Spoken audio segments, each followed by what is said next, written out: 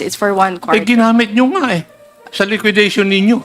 You use it for 11 days. That's why your office committed mistakes. Kasi inapuran nyo eh. I do not have knowledge on the actual utilization. There are transactions which exceed that amount and the payment is... Like what, for example? Purchases, Mr. Chair, but like... Kaya wag mo akong pagsabihan ng ganun, Iha.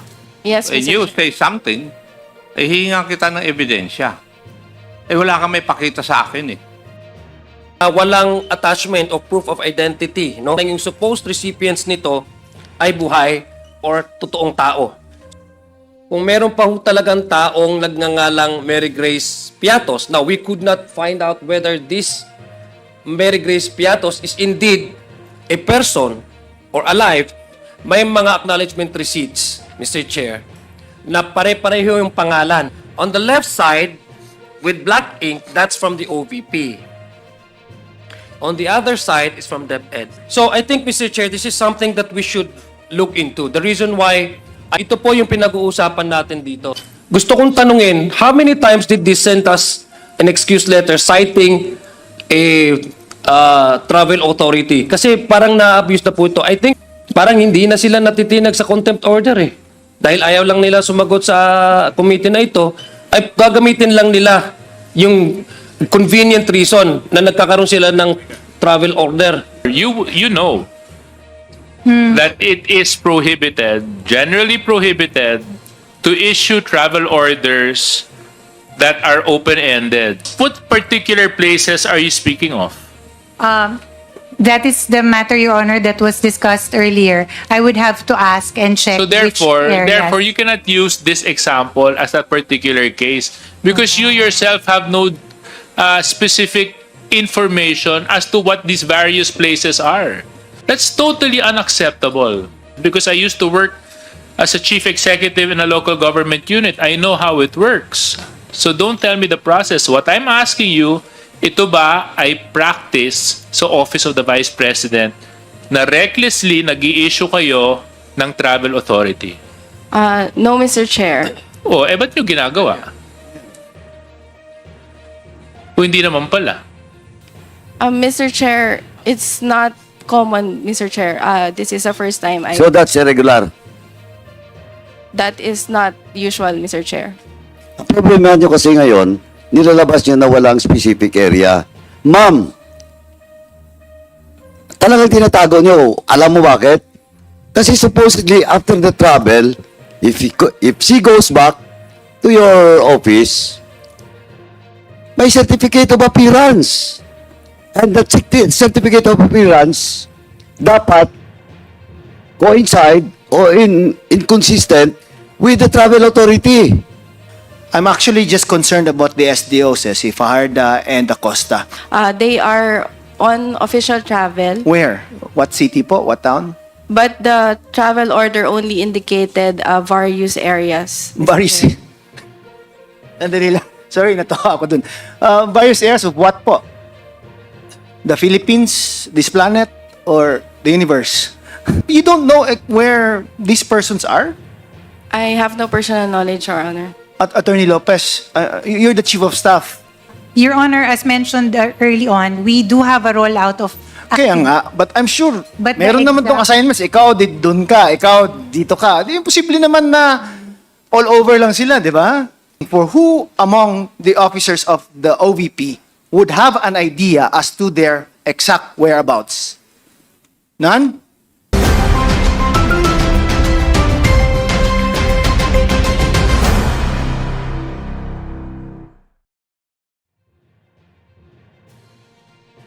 Magandang gabi sa inyo mga kabalitaan. Panoorin ang highlights ng latest government officials accountability public hearing. Mr. Chair, I do not have knowledge on the actual utilization, but in terms of the cash advance, Mr. Chair, there is no prohibition as to whether we can give the cash advance in 2022, Your Honor. Na-receive niya ngayon, December 13, tapos pinaspasan nyo ng pag-liquidate. Di po ba? And therefore, nagkamali-mali na yung inyong opisina na pag-liquidate. Mr. Chair, as to the issuance of the cash advance, as of the time that the cash advance was issued, we did not have information on the period that it will be used because it can be used even after December 31, Mr. Chair. The first thing that you would have done is that hindi natin magagamit itong 125 billion within 11 days. Tama?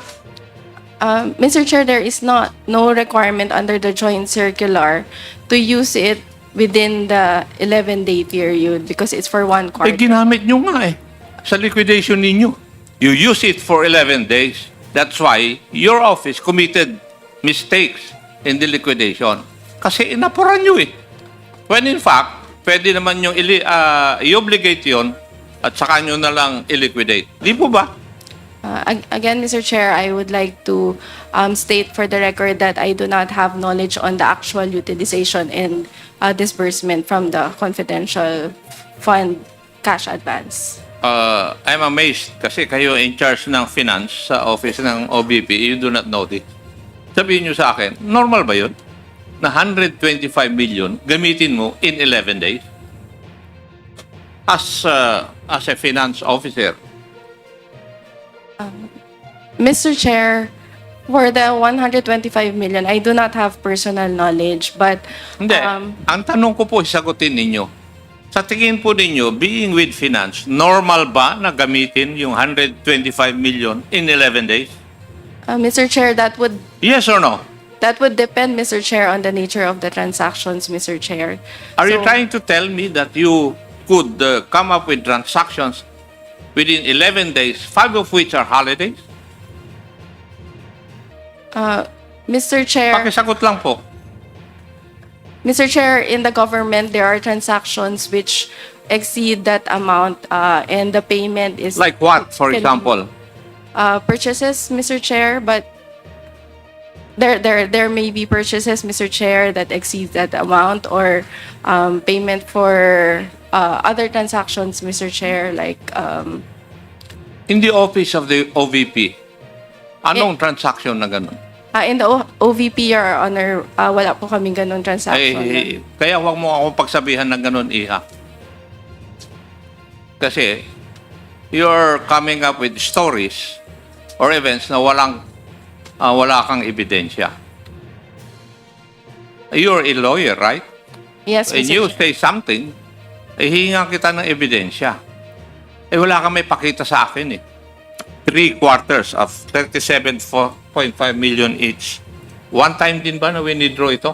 3 withdrawals, 37.5. So, ano yun? Every quarter?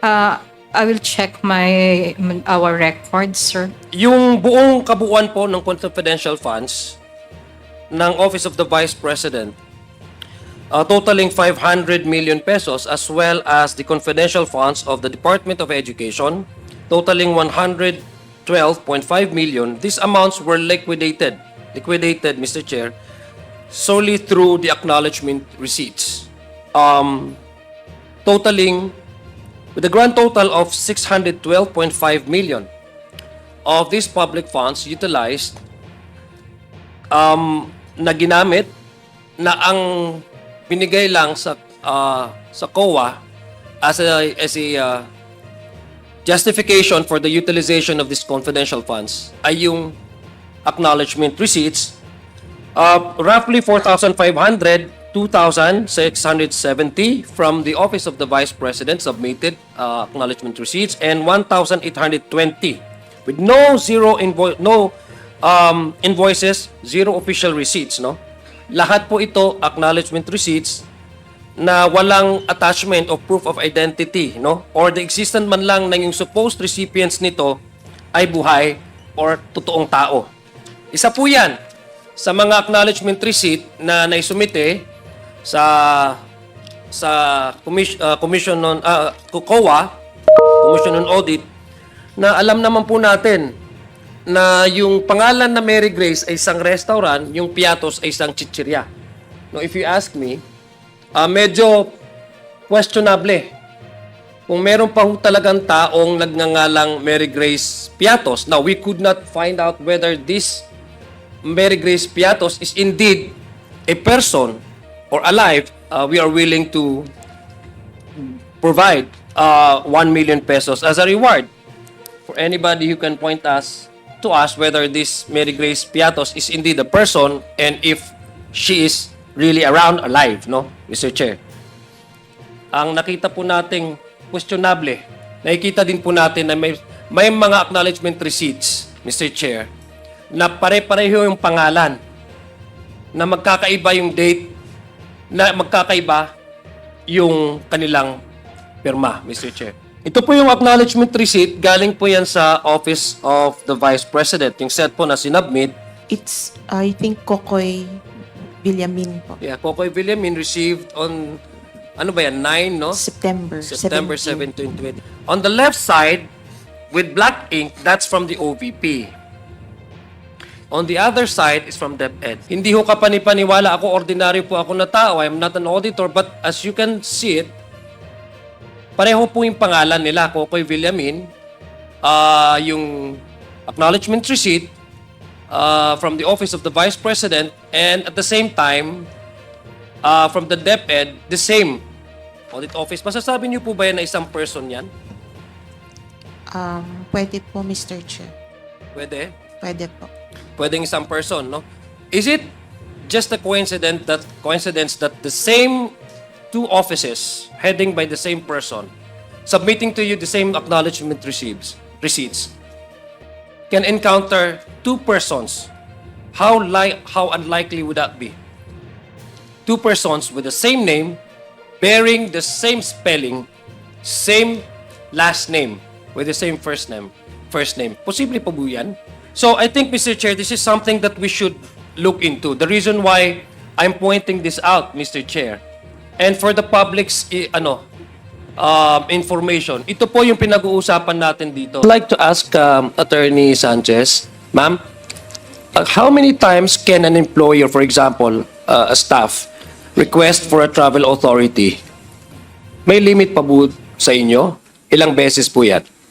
Attorney Sanchez. And what are the reasons for example, for the head of the agency to grant this request for travel? Grabe, super init talaga dito sa studio. Mabuti na lang, lagi kong kasamang BEpEd ko. Sweet Night Fragrance. Amoy pang mayaman siya, pero napaka-portable ng price, 99 pesos lang. And halos bumibinta ito ng 1.4 million sa TikTok shop. And magiging komportable ang araw nyo. Kahit haggard na kayo, magiging fresh all the time kayo dahil dito. Kasi ako kahit haggard na ako, tingnan nyo naman sobrang init na. Pero i-spray ko lang to, magiging okay na ako. And also recommended lahat ng mga influencers. Click nyo lang ang order link below. Yes, Mr. Chair. We do not have a specific limit as to the number of times that a staff can travel as long as there is basis or justification and necessity for the travel, Your Honor. It is granted. Usually for official travels, it's not the employee that requests, but it's the Office. Okay. that So orders. what about yung personal travel? For personal travel, Your Honor, generally it would be based on the available leaves of the staff, but there would be instances when necessary, for example, if there are medical reasons, Your Honor, that can also be granted, but without. Gusto kong tanungin, how many times did they send us an excuse letter citing a travel authority? Kasi parang na-abuse na po. Parang hindi na sila natitinag sa contempt order eh. So we don't want to set this example that anybody who does not like to attend, hindi ko alam kung whatever reason, dahil ayaw lang nila sumagot sa committee na ito, ay gagamitin lang nila yung convenient reason na nagkakaroon sila ng travel order. Who really approves the travel order?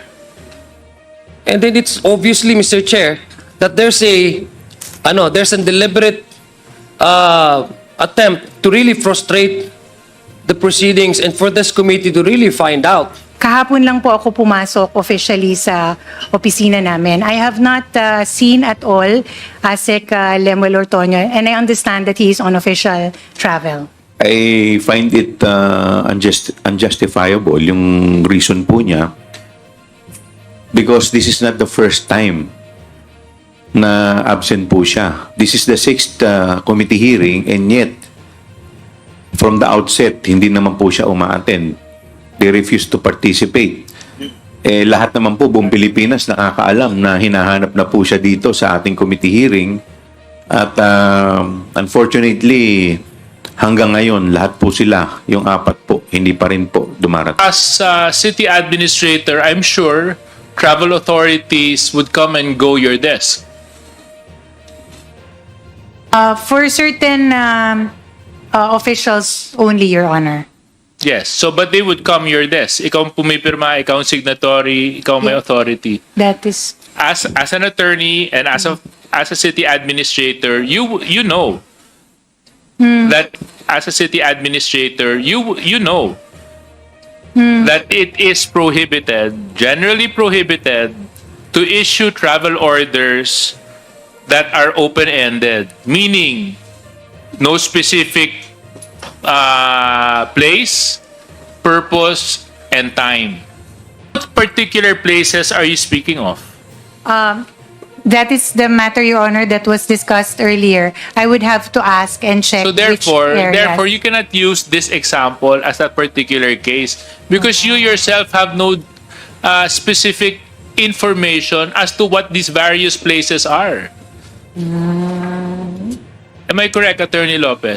Your Honor, Mr. Chair, there is a list of activities happening across our satellite offices that can be indication of which areas they will be traveling to. So meaning, is this a regular practice in the Office of the Vice President where you issue travel orders recklessly with no specific day, with no specific place, with no specific purpose? Basta ang sinusulat nyo lang yon, various. Paano kayo nag-i-issue ng pambayad ng ticket, pambili ng gasolina, pambayad sa kain, sa eroplano? Kung ito, sinasabi nyo, various places. Various places can mean here, there, everywhere. From the North Pole to the South Pole. To why your officials are not present is because they're attending to activities in various places. That's totally unacceptable. Because I used to work as a chief executive in a local government unit. I know how it works. So don't tell me the process. What I'm asking you, ito ba ay practice sa Office of the Vice President na recklessly nag-i-issue kayo ng travel authority? No, Mr. Chair. Ba't nyo ginagawa? O hindi naman pala. Na parang lumalabas, sadyang iniiwasan nyo na dumalo yung mga opisyalis ninyo dito sa aming pangdinig. Kasi talagang isasabay nyo pa eh. Kung kailan may hearing, sinasadya nyo na wala dito. At yung dapat pang, at yung pumirma pa doon sa travel authority na yon is the same person who promised that he should be here. Mr. Chair, this is beyond disrespect to the committee. Mr. Chairman. I mean, at the very least, I mean, are you trying to hide the truth? Is it so difficult already for people to say the truth? Attorney Sanchez, alam mo ba, ang problema nyo kasi ngayon, nilalabas nyo na walang specific area. Ma'am, talagang tinatago nyo. Alam mo bakit? Kasi supposedly, after the travel, if she goes back to your office, may certificate of appearance. And that certificate of appearance dapat coincide or inconsistent with the travel authority. For example, nakastipulate on Bacolod City or Region 6 Satellite Office. Yung certificate of appearance siya sa ibang satellite office. Will you honor it? Ma'am? Attorney? Will you honor it? No, Mr. Chair. Oh, no. That's why, wag niyong gamitin palusot dito na walang specific time, date, and place. Ma'am, lastly, I just want to warn you. Don't you know, by telling in this committee, you're violating Section 11 of our rules. Earlier, I was asked to check for records for the travel orders. So that's what I did, Mr. Chair. I just checked, and from the report of our Central Records Unit, they provided me with copies of the travel orders, Mr. Chair. So for the period of November 10 to 15, Mr. Chair, that is what was mentioned by Honorable Congressman Paduano, that Ms. Gina Acosta traveled to a satellite office, and the place is specific. But Mr. Chair, another travel order was issued for the period of November 18 to 22, Mr. Chair. And I'm just basing it, my statement. And who signed that on the record. travel order? As mentioned earlier, Mr. Chair, it was Assistant Chief of Staff, Lemuel Ortonio. And he's not present also. Yes, that is Eh, correct. para-pareho sila. Who signed the travel order of Ocdonio? Signatory of the travel order is the Vice President, Your Honor, in accordance with our Yung office ngayon, order. sino yung nag-sign ng travel authority? Ito ngayon. Mr. Chair, for the travel of Ms. Acosta, Attorney Fajarda and Mr. Fajarda, the signatory is Mr. Ortonio. In Mr. accordance Ortonio. with our... And he's Office also order. absent. Is it regular or irregular? Without dates, without the specific place? Mr. Chair, it's not common, Mr. Chair. This is the first time So that's irregular. That is not usual, Mr. Chair. I'm actually just concerned about the SDOs, si Fajarda and Acosta. Actually, si Attorney Ortonio doesn't need to be here. Attorney Lopez is already here, being the boss, di ba? I'm sure she could answer the questions that would be asked of Ortonio. But I just need to know where Fajarda and Acosta are, if they are on official travel.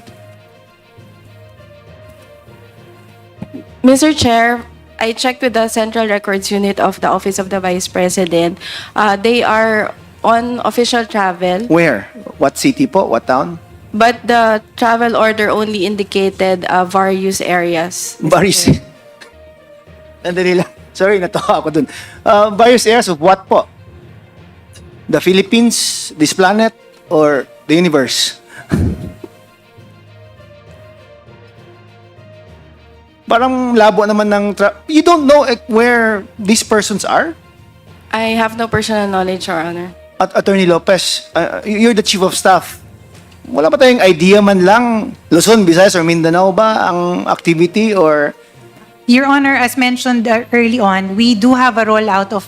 Kaya nga, but I'm sure, But meron the naman tong assignments. Ikaw, doon ka. Ikaw, dito ka. Di imposible naman na all over lang sila, di ba? For who among the officers of the OVP would have an idea as to their exact whereabouts? None?